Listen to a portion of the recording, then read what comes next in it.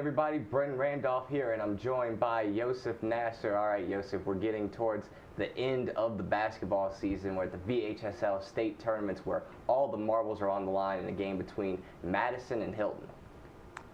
Brenton, there were moments in this game where it looked like Madison was going to run away with it, but Hylton was able to come back from down 13. They were down by 13 in the third quarter. They were able to storm all the way back.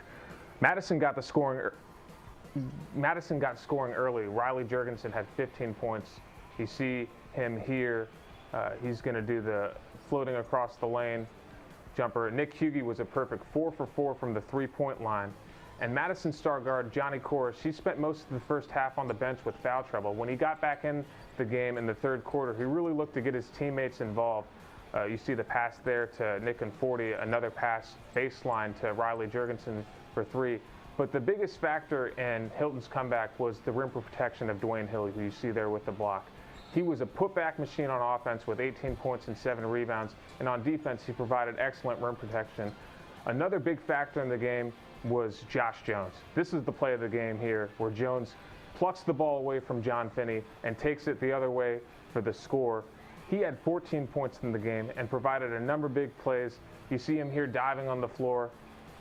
With his hustle, his perimeter defense, his shot making, he was able to be a catalyst for Hylton in this win against Madison.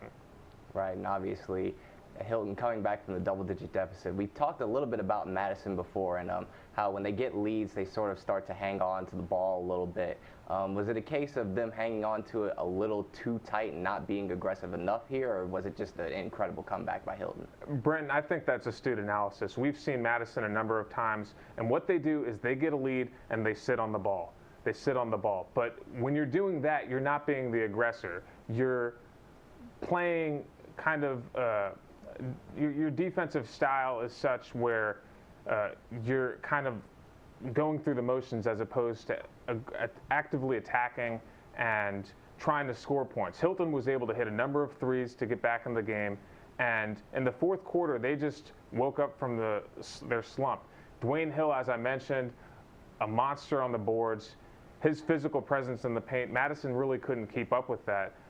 When you have a guy like Hill who's so physical down low, over the course of a game, that presence is going to be felt. So Dwayne Hill, Joshua Jones, those were the biggest factors in why Madison lost this game. Hylton was able to come back from down 13.